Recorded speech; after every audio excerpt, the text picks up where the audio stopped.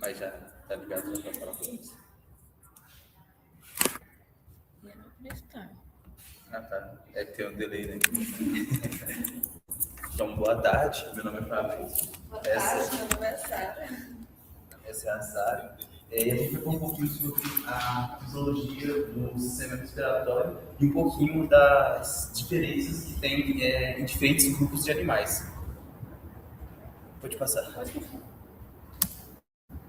Aí, para começar, né, falar um pouquinho sobre a importância da respiração e a função dela.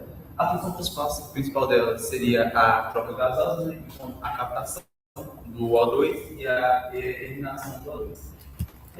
Vai ter essa produção de CO2 por causa da produção de energia, né? O ciclo de Krebs vai gerar o CO2, então vai ter a eliminação de CO2 e vai ser eliminado através da respiração também.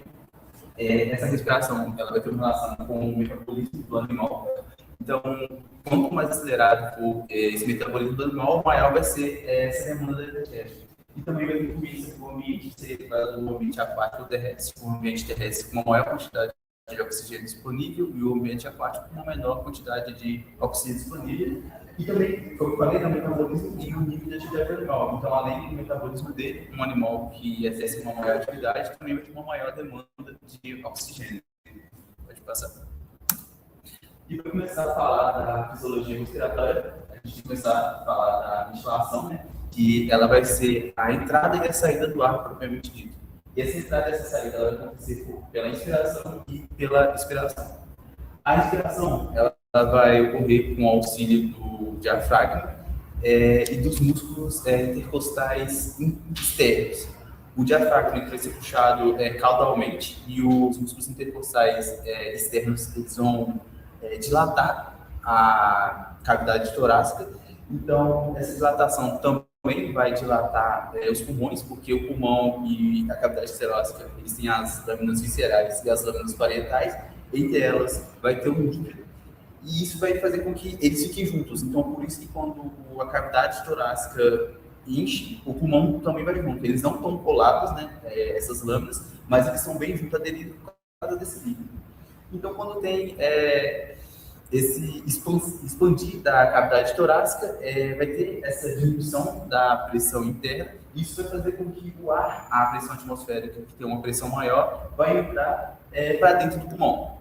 E o contrário, né, a expiração, ela vai acontecer por causa dos músculos abdominais e por causa dos músculos intercostais internos.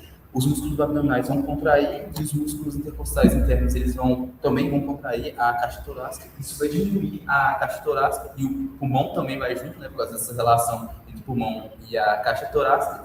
Isso vai fazer que ocorra aquela pressão negativa.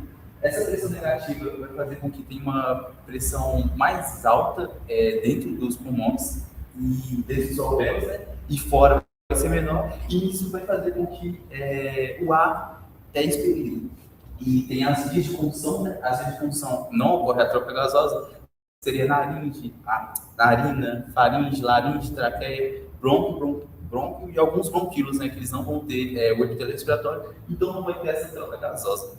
Pode passar. Em relação à distribuição do gás, o gás, quando ele chega no pulmão, ele deve ser distribuído no pulmão todo. Só que isso não acontece fisiologicamente e também por causa de algumas coisas, como é o caso de grandes animais, quando eles estão em decúbito. Quando eles estão em decúbito, meio que todos os órgãos vão decúbito lateral, todos os órgãos vão um lado só, e isso acaba comprimindo o pulmão. Então, essa área comprimida não pode deixar a quantidade de oxigênio que deveria chegar lá. Isso acaba dificultando a quantidade de oxigênio que vai ter na circulação que está passando lá. A circulação, ela vai ter a circulação pulmonar, a circulação bronquial. A circulação pulmonar seria a circulação do sangue que é bombeado do ventrículo direito do pulmão. Então, vai acontecer a troca gasosa, o sangue dele passa lá, acontece a difusão e tudo mais. E a circulação bronquial seria aquela que vem do ar caótico, um daqueles rãos que sai da aorta e ele vai para o pulmão. Por que tem ela? Porque por mais que a circulação pulmonar ela esteja lá, ela é uma circulação pobre em oxigênio, ela tem oxigênio, mas quantidades básicas, Então, isso seria suficiente para atender essa demanda do pulmão. É um órgão que trabalha o tempo todo, então não ia atender essa demanda. Então, essa circulação bronquial, ela vai servir para isso. É aquele sangue que está vindo do ventrículo esquerdo, então vai levar o sangue oxigenado e com nutrientes. A troca gasosa, ela vai acontecer por difusão.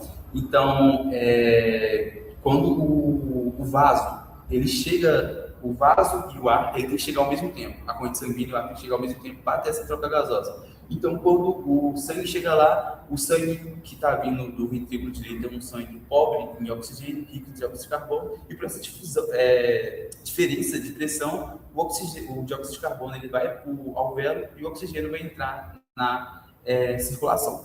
Pode passar. Aqui é aquilo que eu falei, né? Então, aqui nós temos o alvéolo, aqui o capilar, aqui é o eritrócito, a hemácia, que ela vai possuir os 4 grupos de NPM dela, com o ferro, que vai ser responsável por carregar o oxigênio. E aqui onde está acontecendo a difusão. O oxigênio que estaria mais concentrado, passando para lá, e o dióxido de carbono que estaria mais concentrado, né? Que seria aquela hemácia que está pegando ele, vindo para cá. Aqui a gente tem o espaço de Vegas, né? Esse espaço é muito importante, que é uma das coisas necessárias para correr a difusão, que seria o espaço entre o endotélio capilar e a parede do alvéolo. Então, seria esse espaço, a característica do gás também e a concentração dele. Aqui é uma imagem histológica, então aqui nós estamos vendo um vaso, né? Aqui o endotélio dele, e aqui provavelmente seria alguma célula inflamatória ou alguma coisa assim. Aqui, esse espaço branco aqui é o alvéolo, né? E essa aqui seria a parede do endotélio e a parede do alvéolo, e onde estaria acontecendo a troca gasosa. Pode passar. O shunt, saindo um pouquinho agora dessa questão fisiológica e entrando na questão patológica, o shunt seria quando o sangue do ventrículo direito ele meio que vai direto para o ventrículo esquerdo.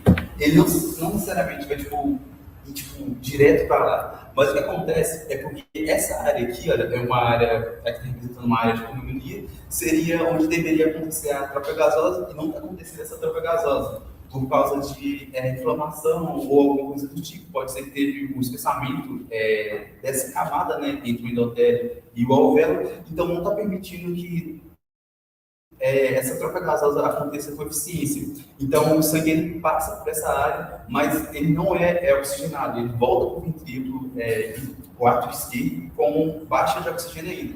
Isso é prejudicial porque a circulação não vai ter a quantidade de oxigênio necessária. E aqui é uma representação histológica, não é a mesma coisa, né? Mas a representação histológica que seria dessa inflamação. Então, seria o vaso.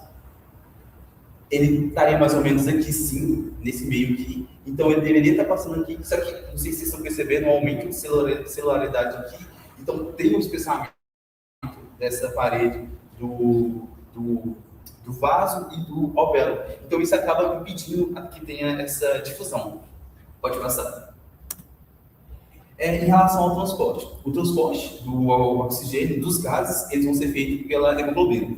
A hemoglobina é composta por 4 grupoemes, cada grupoeme tem ferro, e o ferro vai ter essa afinidade pelo oxigênio. Também tem a globina, né? Junto com tem a globina e o grupo M. Então, a globina ela vai ser responsável por não deixar com que esse ferro se ligue irreversivelmente no oxigênio e ocorra a oxidação do ferro ferroso e do ferro férreo. Então, meio que esse é o papel da globina, além de outros também. Então, o ferro ele é ligado, o oxigênio é ligado no ferro do grupo M, ele é transportado até o tecido, e no tecido também vai ser por diferença de concentração. Então, o tecido que está rico no dióxido de carbono, por causa do metabolismo dele, vai mandar o dióxido de carbono para a hemácia, e a hemácia vai mandar o dióxido de carbono, o CO2, para o tecido. Só que no tecido, o dióxido de carbono ele não é transportado na forma de CO2. O que vai acontecer? Quando a hemácia chega lá, o CO2 ele sai do tecido, ele entra na hemácia. O CO2 ele vai juntar com a molécula de água, vai formar o ácido carbônico. o ácido carbônico vai se dissociar e vai formar H+, e o bicarbonato. Esse H+, ele é tamponado quando ele tem excesso por alguns mecanismos de tamponamento para esse sangue ele não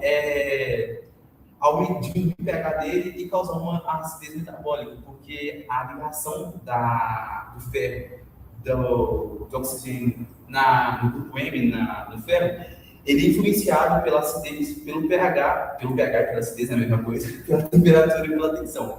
E além disso, quando uma molécula de oxigênio liga no grupo M, isso vai influenciar o próximo oxigênio que vai ligar no próximo grupo M. Então, tipo assim, liguei o primeiro oxigênio ligou no primeiro grupo M, o próximo oxigênio que vai ligar no segundo grupo M vai tipo, ligar com mais facilidade, meio mais forte, e assim por diante, até chegar no quarto. E quando esse bicarbonato, esse H+, ele é transportado de volta para o pulmão, vai acontecer meio que o contrário. O bicarbonato ele vai juntar com o H+, vai formar o ácido carbônico, o ácido carbônico vai liberar o CO2 e a água. Pode passar.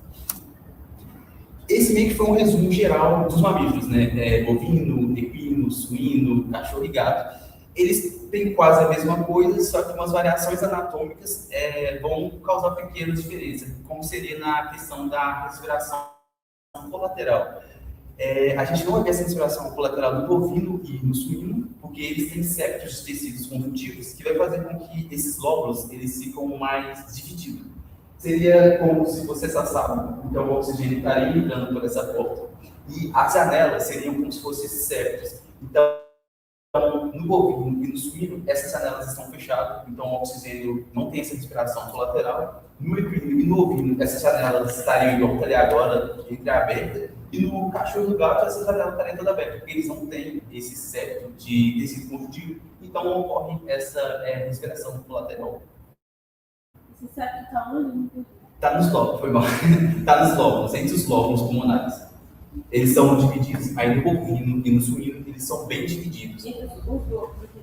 Lóbulos. Tem o lóbulo e os lóbulos. Entre os lóbulos. Eu devia ter trago uma imagem melhor para explicar para vocês, mas a gente tem os lóbulos, né, aquelas bem divididos que a gente consegue ver anatomicamente, e os lóbulos seriam aqueles que a gente não consegue ver tão bem, precisaria de uma dissecação, até de uma lâmina histológica.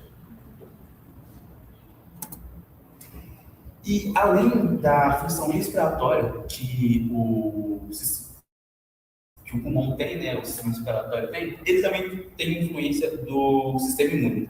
Aqui a gente tem as células caliciformes, elas são responsáveis pela produção de um muco que ele está espalhado por toda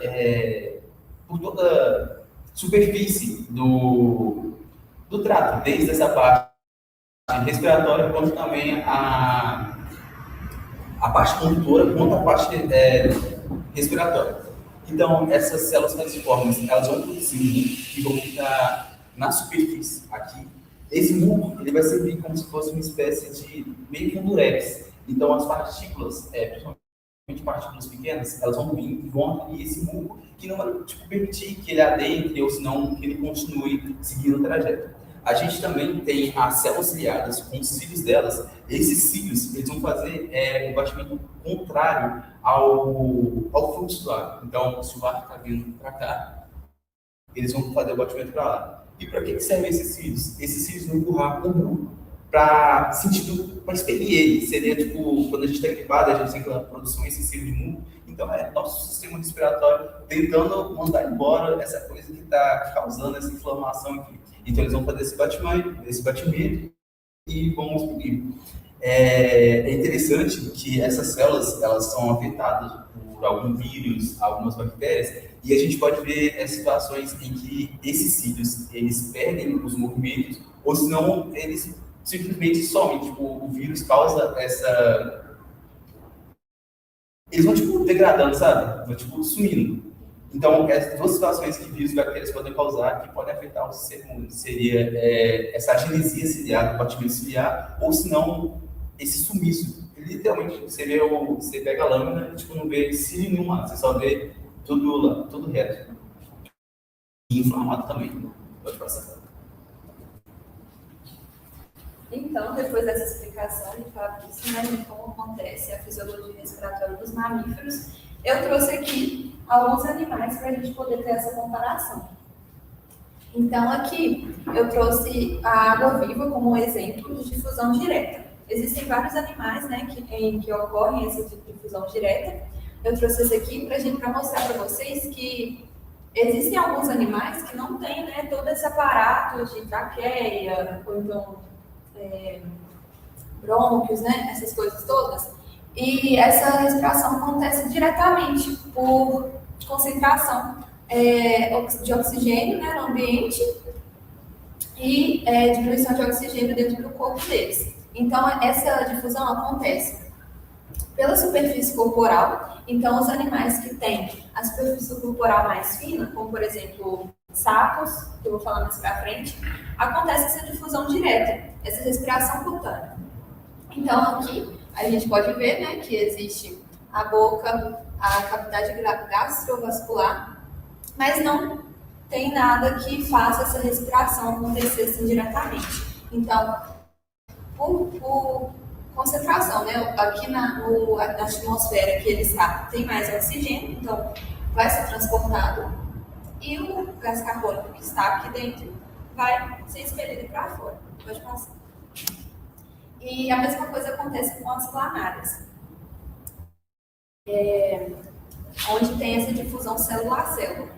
É muito importante também a gente dizer, que eu esqueci de falar no comecinho, que existem respirações aeróbicas e as anaeróbicas, que as respirações anaeróbicas são feitas por algumas bactérias e algumas leveduras também, como por exemplo o Clostridium. Na veterinária a gente vê muito como abscessos que causam nos bovinos, por exemplo, por causa de vacinação. Então, essa respiração é muito importante também de a gente saber, até para tratar os animais. Pode passar. Aqui eu trouxe mais uma comparação, né, dessa difusão. Aqui são os eumintos, né, a superfície corporal fina, onde há essa difusão passiva direta. Aqui os anelídeos. Em algumas fontes eu vi que existem a difusão passiva direta e indireta. No caso, alguns lugares eu li que, no caso dos anelídeos, acontece a difusão passiva indireta, porque essa difusão não acontece de célula a célula, acontece pelos microcapilares que tem dentro da minhoca. Então a gente pode ver aqui que ele está entrando, mas está tendo transporte também dentro dos capilares, então não é uma coisa igual aqui nos eumintos. E eu trouxe também dos anelídeos, que são feitos pelas brânquias. Existem alguns anelídeos, trazendo também da parasitologia, que eu sou da parasitologia, sempre tenho que falar alguma coisa, que existem alguns anelídeos filtradores. Então, no momento que eles fazem essa respiração ali no ambiente aquático, eles podem filtrar ovos de um parasita que se chama Dictofilum renata.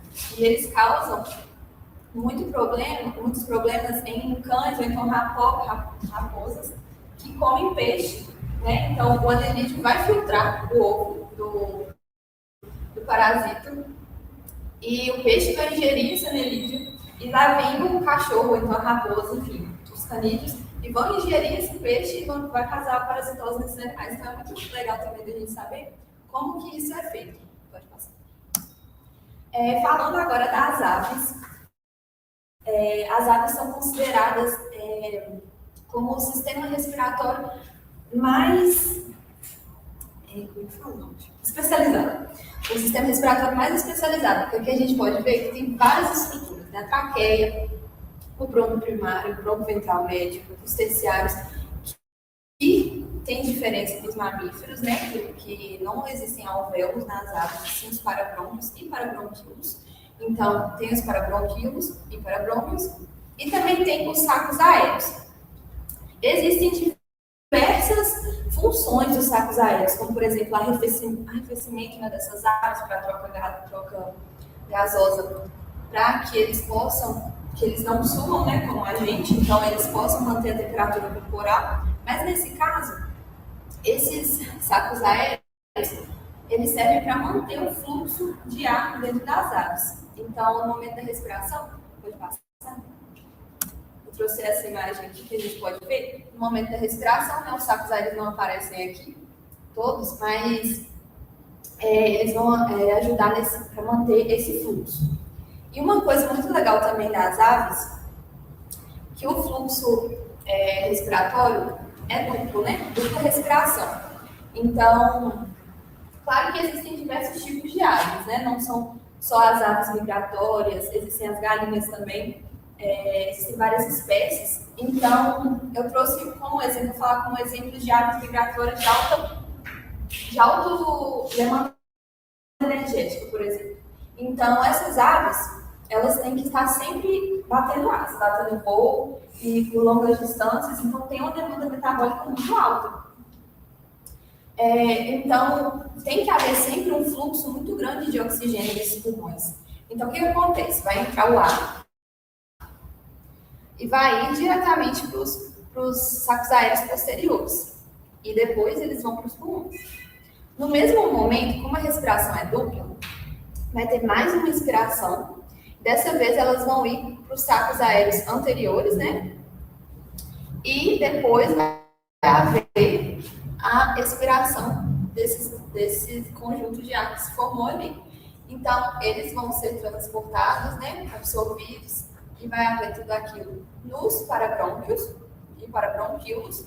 Então, esse fluxo de ar deve ser mantido, o fluxo de oxigênio, né, deve ser mantido por bastante tempo nos pulmões. E uma coisa também bem legal da gente mencionar é que, como o Fabrício falou, né, o sangue, o oxigênio é transportado pela hemoglobina no músculo, né? E então, por exemplo, as galinhas, elas não voam, elas têm voos assim, explosivos. Então, quando a gente compara, por exemplo, o peito da ave, que tem que ser maior mesmo para suportar essa carga de voo de bater asa, a gente vê que nas galinhas, a coloração do peito das galinhas é bem mais clara do que, por exemplo, uma ave de rapina, uma ave migratória, né? Então, a gente pode ver que a concentração de hemoglobina que vai fazer essa coloração no músculo. Então, é isso. A respiração das aves, pode passar. Trouxe aqui só para mostrar que aqui uma histologia pulmonar de aves, que a estrutura é tubular, diferentemente dos mamíferos, que o Fabrício mencionou. E aqui a gente pode ver os capilares aéreos bem pequenininhos ali. Então, essa troca é bem eficiente. Pode passar. Antes de entrar nos répteis, uma coisa legal de falar nas partes na relação com o mamífero é que mesmo que o animal morra ou que a gente acabe abrindo essa cavidade torácica para fazer a retirada do pulmão, esse pulmão ele vai ter uma quantidade de ar residual. O ar ele não sai completamente. Então é por isso que quando a gente pega o pulmão e coloca na água, ele acaba boiando. Na necrópsia, na patologia, quando a gente tem que colocar ele no formol, a gente tem que colocar um papel, alguma coisa em cima, para fazer com que o pulmão tenha contato com o formol, senão ele fica boiando e não tem. E também, legal de mencionar, é que na patologia forense, isso na forense é um jeito de ver se, não sei se calculando funciona isso também. Funciona? Se o feto, ele nasceu morto, ou ele nasceu e morreu depois. Porque quando o feto está na barriga, ele não tem, não respira, ele não tem oxigênio no pulmão, só quando ele sai que vai entrar oxigênio. Então, se ele nasceu morto, então quando a gente pegar o pulmão dele e colocar, o pulmão dele não vai boiar, vai afundar. E se ele nasceu e morreu depois, o pulmão dele vai boiar.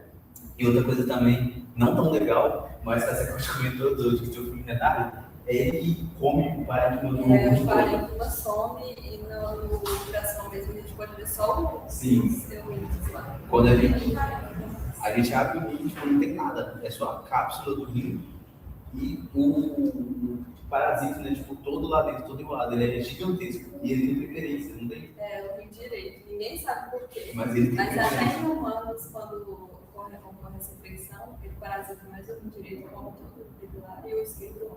E não sobra nada. E vocês já chegaram a abrir algum rim ou já viram um rim aberto?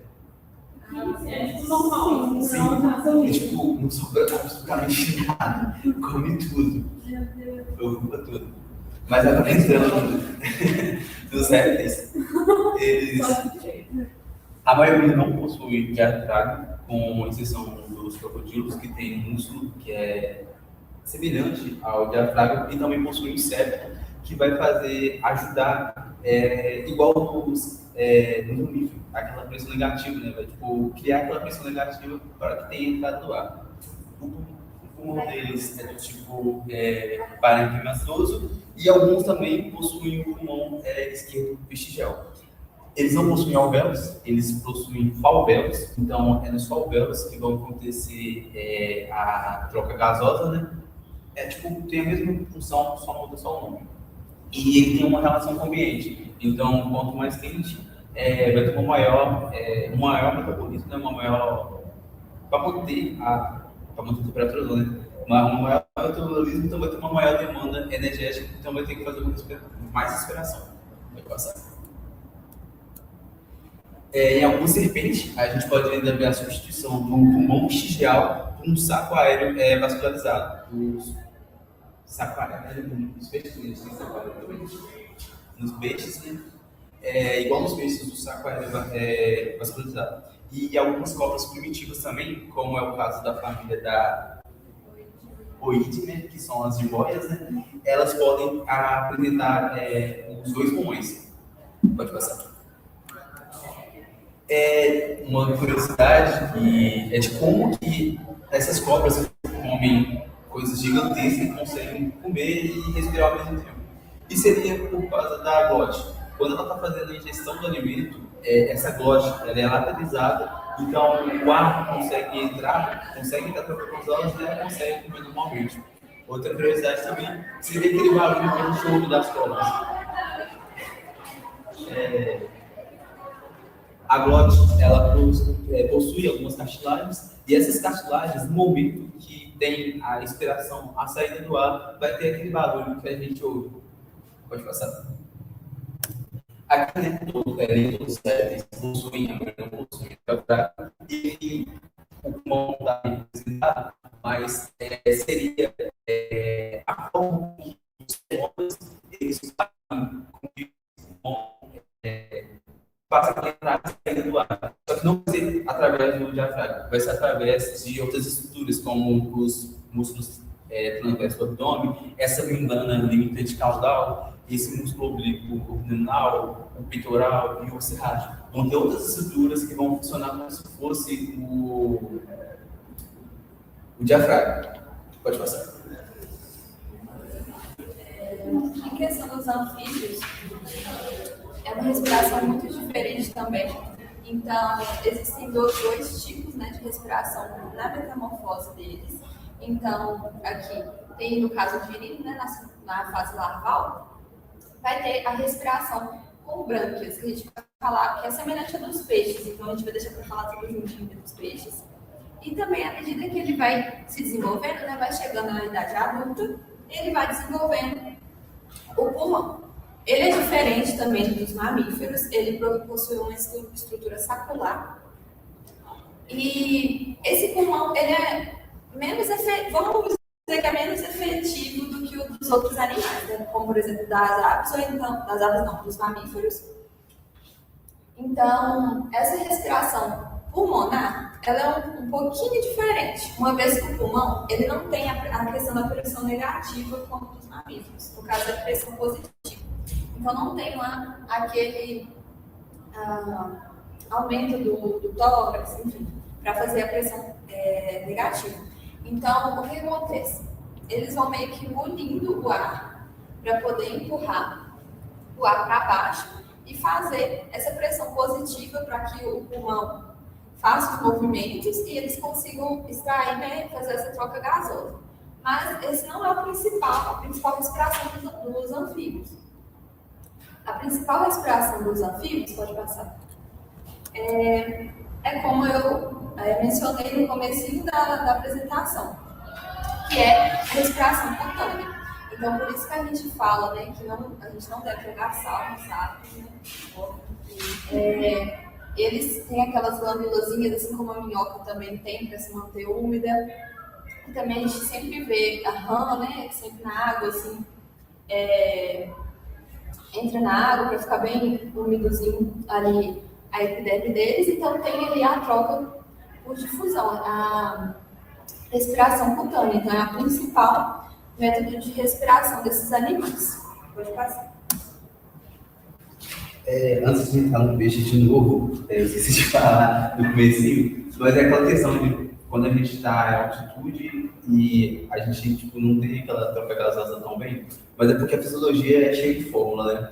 E no livro do Kuhn, né, tem uma fórmula que explica isso. Eu não coloquei ela igual coloquei aquela da questão do transporte do bicarbonato, mas ela vai sofrer influência da pressão atmosférica e da pressão do oxigênio. Então, como altitudes elevadas têm a pressão atmosférica diferente, então isso é uma multiplicação, né? Então isso meio que vai alterar a quantidade de oxigênio que vai estar chegando para a gente. Mas entrando agora nos peixes, eles vão ter 4 arcos braquiais com filamentos branquiais, que são esses dedinhos aqui. Esses filamentos branquiais, eles têm as lamelas branquiais. Essas lamelas branquiais seriam semelhantes aos alvéolos e os alvéolos. É onde vai ocorrer a troca gasosa. Tipo, cada espacinho entre aqui. Tipo, tem os arcos branquiais, os filamentos branquiais e as lamelas branquiais, tá tipo cada espacinho aqui. Eles também vão ter os canalículos, que seriam como se fossem os capilares, e vai passar quase que uma hemácia por vez para fazer essa troca gasosa. O que vai acontecer? Vai ser a água vai entrar contra o fluxo da corrente sanguínea, então uma vai vir numa direção, outra na outra, e isso aumenta a eficácia dessa troca gasosa em 90%. Então a água vai entrar na boca e vai sair pelo opérculo, né, pelas brânquias, e vai fazer essa troca gasosa. Tem a respiração opercular, que seria movimento rítmico entre a abertura da boca e a abertura do opérculo. Então, entrar água lá, para aumentar mais ainda essa eficácia respiratória. Também tem questões de peixes que nadam em longas distâncias ou peixes que nadam muito rápido, que vai ter um trabalho maior, que eles nadam de boca aberta, para a água estar entrando constantemente, então constantemente está tendo troca gasosa, né? Eu acho que bem no começo eu tinha mencionado que a água tem uma concentração maior de oxigênio e a atmosfera tem uma concentração maior, então precisa de ter esse mecanismo para poder conseguir atender a demanda do corpo do animal. Pode passar. Tem alguns peixes também que faz a respiração aeróbica. Eles vão possuir a bolsa natatória, bexiga natatória adaptada ou um pulmão desenvolvido para isso, e ele vai pegar o ar mesmo, vai mandar lá para dentro e vai ter essa troca gasosa, como é o caso do pirarucu e umas outras espécies também. E também é a questão que quando alguns peixes estão no estágio larvais, algumas espécies eles já vão nascer com esse aparelho respiratório desenvolvido, então eles vão fazer essa questão da água entrando, vai entrar nas brânquias, vai fazer essa troca gasosa, e outros não vão ter. Então eles vão fazer a respiração também cutânea. É um tipo de respiração que algumas larvas de alguns peixes podem fazer. Pode passar. Bom, agora entrando nos animais assim, que é mais diferentes ainda, né, do que a gente apresentou, são os insetos. Os insetos, eu trouxe aqui como exemplo, os espiráculos abdominais. Eles existem também em pulgas, enfim, maior variedade de insetos, que são os buraquinhos microscópicos pequenininhos, onde vão ter entrada do oxigênio. E após haver essa entrada de oxigênio, lá dentro dos tecidos vão ter as traqueias e traqueumas, que são umas células que têm quitina, envolvidas em quitina. Essas células vão funcionar como se fossem vasos sanguíneos, então, né, que vão transportar o oxigênio pelos tecidos do animal. Então, ele vai pelos espiráculos, vai haver a entrada do oxigênio lá dentro, vai ser transportado pelas traqueolas e vão chegar até os tecidos do animal. Tem alguns insetos, como por exemplo, insetos que voam, tem um metabolismo maior assim, que eles têm capacidade de abrir esses espiráculos e fazer com que, como por exemplo, haja essa saída de oxigênio, de CO2 e maior entrada de CO2 para movimentos de maior demanda, e também insetos em climas mais quentes, por exemplo, podem fazer essa troca também de calor. Pode passar. E, para finalizar, com outros invertebrados, eu trouxe o sistema de uma aranha também pode ser representado no escorpião também. Esse aqui é um pouquinho mais difícil. Eu acho um pouquinho mais difícil. Que tem os estigmas. Tem os estigmas que vão fazer com que o ar entre. E lá, diferente das pulgas e dos outros insetos que eu mostrei antes, vai ter hemolinfo, que vai funcionar como se fosse o sangue dos mamíferos, né? E das aves também, dos répteis. Então, vai ter o transporte pela hemocianina, que é um pigmento respiratório. Então, o oxigênio vai se ligar à hemocianina e vai ser transportado pelos tecidos da aranha também. Aí, uma diferença também maior da aranha é o pulmão. O pulmão é chamado pulmão foliáceo, que tem essas lamelas vascularizadas onde vai haver a troca. Então, o ar vai entrar pelos estigmas, vai haver o transporte pelos tecidos até chegar no pulmão, e no pulmão vai ter a troca gasosa e ela vai respirar. Pode passar.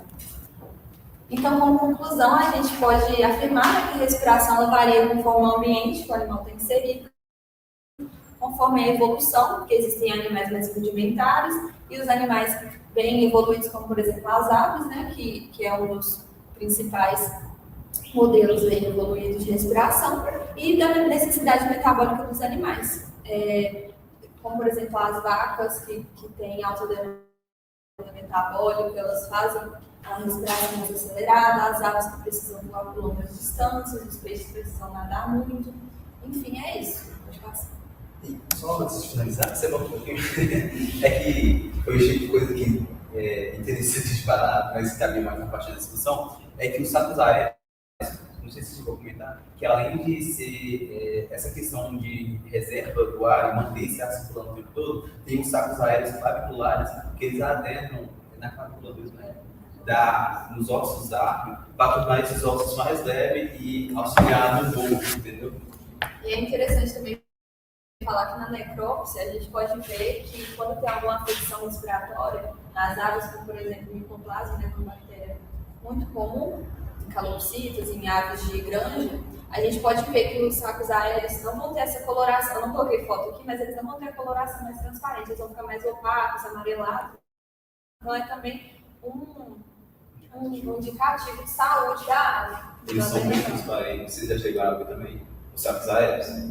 Quando a gente já vê a cavidade celular da É tipo ave. da cobra que a gente trouxe, né? Mas é muito transparente. Aí se a gente tiver essa mudança, ele mais espessos, não essa opacidade dele, é um indicativo que está acontecendo uma inflamação lá, e tipo, a maioria das vezes é algo que veio da respiração.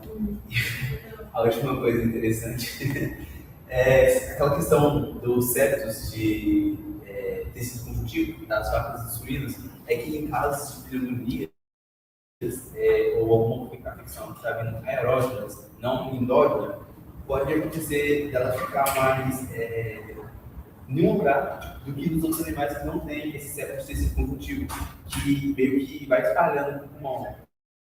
É claro que tipo, esse septo ele não é 100% impermeável, mas ele acaba tipo, deixando essa pneumonia mais localizada, enquanto que nos outros animais acabam que espalham mais por causa dessa respiração colateral e do septo conjuntivo.